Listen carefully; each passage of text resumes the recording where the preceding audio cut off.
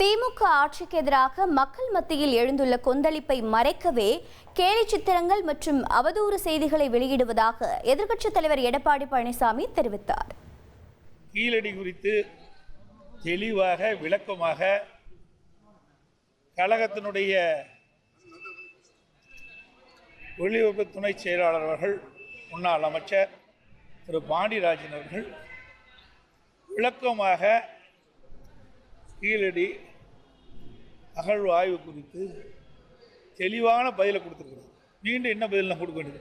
மாண்புமிகு அம்மா இருக்கின்ற பொழுது என்னென்ன நடவடிக்கை எடுத்தாங்க, அம்மா மறைவுக்கு பிறகு அம்மாவுடைய அரசு கீழடி அகழ்வு ஆய்வு ஆராய்ச்சியில் எப்படியெல்லாம் ஈடுபடுத்தப்பட்டது என்ற விளக்கத்தை நேற்றைய தினமே தெரிவிக்கப்பட்டு பத்திரிகையிலும் செய்தி வந்துவிட்டது, ஊடகத்திலும் செய்தி வந்துவிட்டது. அதாவது ஒவ்வொரு அமைப்பும் அவர்கள் விருப்பப்படுகின்ற தெய்வங்களை வழிபடுவது ஜனநாயகத்தின் உரிமை. அந்த அடிப்படையில் ஜனநாயக நாட்டில் அவர்கள் விரும்புகின்ற கடவுள்களை இன்றைக்கு மாநாட்டின் மூலமாக அந்த அமைப்பைச் சேர்ந்தவர்கள் அங்கே மதுரையிலே மிகப்பெரிய மாநாட்டு நடத்துகின்றார்கள். அதற்கு எங்களுடைய வாழ்த்துக்கள். ஆங்கிலம் பேசுபவர்கள் வெட்கப்படும் காலம் விரைவில் வரும் அமித்ஷா அது அவருடைய கருத்து சொல்லியிருக்காரு. அவருடைய கருத்து சொல்லியிருக்காரு. ஒவ்வொருத்தருக்கும் ஒரு கருத்து உண்டுங்க.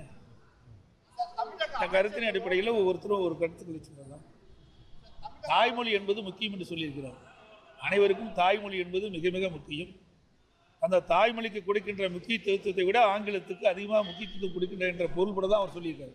இன்றைக்கு திராவிட முன்னேற்ற கழகத்தை பொறுத்த வரைக்கும் மக்களிடத்தில் மிகப்பெரிய கொந்தளிப்பு ஏற்பட்டிருக்கின்றது.